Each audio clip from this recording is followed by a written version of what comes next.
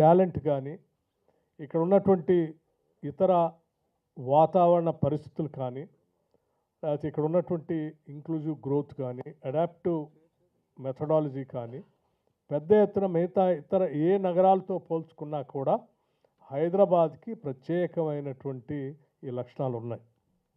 So ఈ హైదరాబాద్కు ఉన్నటువంటి అనుకూలమైనటువంటి వాతావరణాన్ని పెద్ద ఎత్తున మనం అనుకూలంగా మలుచుకొని పాజిటివ్గా మలుచుకొని దీని ద్వారానే హైదరాబాద్ నగరాన్ని ఒక ఫిలిం ఇండస్ట్రీ హబ్గా మార్చాలనేటువంటి ఆలోచన దృఢ సంకల్పంతో ప్రభుత్వం ముందుకు పోతుందని ఈ సందర్భంగా మీ అందరికీ మనవి చేస్తూ ఉన్నాను.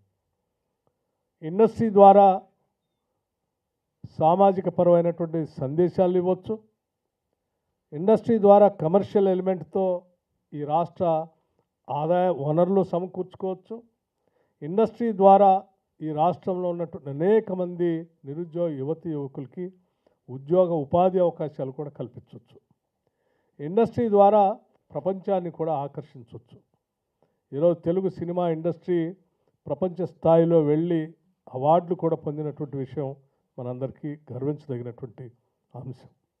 అటువంటి పరిస్థితులనే పునాదులుగా మార్చుకొని హైదరాబాద్ నగరాన్ని తెలంగాణ రాష్ట్రం పెద్ద ఎత్తున ముందు చూపుతో ఒక బ్లూ ప్రింట్ తయారు చేసుకొని ముందుకు పోతుందని కూడా ఈ సందర్భంగా మీ అందరికీ నేను మనవి చేస్తూ ఈ తెలంగాణ గద్దర్ ఫిలిం అవార్డ్స్ పెద్ద ఎత్తున విజయవంతం కావాలని ఈ ఫిలిం ఇండస్ట్రీకి రాష్ట్ర ప్రభుత్వం ఎప్పుడూ వెన్నంటి ఉంటుందని ఈ ఫిలిం ఇండస్ట్రీ ఇతోధికంగా ఎదగటానికి రాష్ట్ర ప్రభుత్వం కావాల్సినటువంటి సహాయ సహకారాలు అది ఆర్థికపరమైనటువంటి సహాయ సహకారాలు కావచ్చు, సామాజిక పరమైనటువంటి అవసరాలు కావచ్చు, లా అండ్ ఆర్డర్ సంబంధించినటువంటి అవసరాలు కావచ్చు, లేకపోతే ఇన్ఫ్రాస్ట్రక్చర్ సంబంధించిన అవసరాలు కావచ్చు, ఏ అవసరం వచ్చినా అర్ధరాత్రి తలుపు తట్టినా ఈ ప్రభుత్వం మీకోసం ఉన్నది అని చెప్పేటువంటి అంశాన్ని ముఖ్యమంత్రి గారు, సినిమాటోగ్రఫీ మంత్రి కోమటిరెడ్డి గారు, రేవంత్ రెడ్డి గారు ప్రత్యేకంగా ఈరోజు వారిద్దరు కూడా ఈ మున్సిపల్ ఎన్నికల్లో వాళ్ళు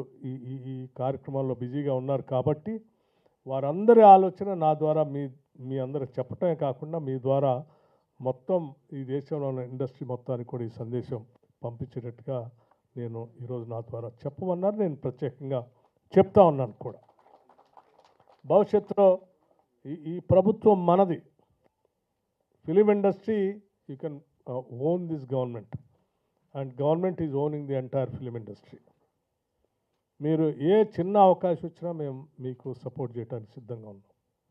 ఈ అవకాశాన్ని ఆపర్చునిటీస్ని వదులుకోవద్దని, హైదరాబాద్లో ఉన్నటువంటి ఎకో సిస్టమ్ బహుశా ఏ నగరంలో లేదని, హైదరాబాద్లో ఉన్నటువంటి టాలెంటెడ్ యూత్ కూడా ఎక్కడ కూడా లేరని, వీటన్నిటిని మనం అనుకూలంగా మలుచుకొని ముందుకు పోదామని మీ అందరికీ నేను మనవి చేస్తూ ఈ కార్యక్రమాన్ని చాలా మనస్ఫూర్తిగా బాధ్యతాయుతంగా తీసుకొని దిల్రాజు గారు కార్పొరేషన్ చైర్మన్ అయిన తర్వాత పరిశ్రమలో ఉన్నటువంటి వివిధ రకాలైనటువంటి సమస్యల పరిష్కారం కోసం ప్రభుత్వంతో ఎప్పటికప్పుడు మాట్లాడుతూ వాటి పరిష్కార మార్గాలు చూపిస్తూనే దాని ద్వారా పరిశ్రమను అభివృద్ధి చేయడం కోసం ప్రభుత్వ పరంగా కూడా ఎటువంటి కార్యకలాపాలు చేయాలనేటువంటి సలహాలు సూచనలు మాకు ఇస్తూనే ఈ ఇండస్ట్రీని ముందుకు తీసుకొని పోవడం కోసం వారు మనస్ఫూర్తిగా ప్రయత్నం చేస్తూ ఉన్నారు. కాబట్టి ప్రభుత్వం తరఫున వారిని కూడా నేను మనస్ఫూర్తిగా అభినందిస్తూ ఉన్నాను.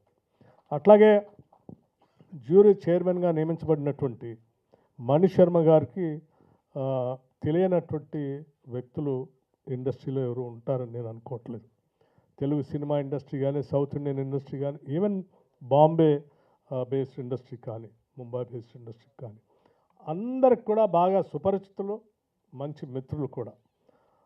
తరతమ భేదం లేకుండా వారు ట్రాన్స్పరెంట్